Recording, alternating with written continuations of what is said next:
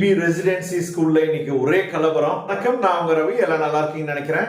Big Boss season 9 டே 53 பள்ளிக்கூடம் school episode வந்து complete போர் அப்படின்னு சொல்லலாம். இந்த வாரத்தை வந்து சரியா ஓட்டியிருக்கானுங்க. இத்தனை நாள்ல இந்த ஒரு டாஸ்க்ல தான் வந்து அழுதுட்டே இருந்தாங்க. ஒரே நாள்ல 3 நாள் அழுதாங்கன்னு சொல்லிட்டு விக்ரம் வந்து அதை நம்பவே இல்லை.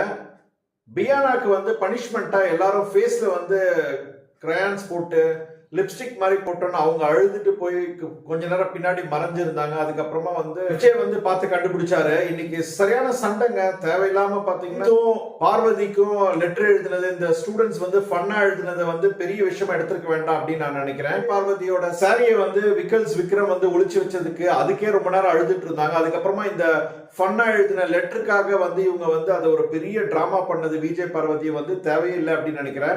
அமித் வேற ரொம்ப எமோஷனல் ஆயிட்டாரு. எனக்கு மேரேஜ் ஆயிடுச்சு, வீட்டுல பாப்பாங்க அப்படி இப்படின்னு சொல்லி இழுத்துக்கிட்டே போயிட்டு இருந்தாரு. கண்டிப்பா இது தேவையில்லாத டாஸ்க் நினைக்கிறேன். இது வரைக்கும் அந்த சீசன்லயே இந்த பள்ளிக்கூடம் டாஸ்க் ஸ்கூலு தாங்க இருக்கிறதுல வேஸ்ட். சரியான போருங்க.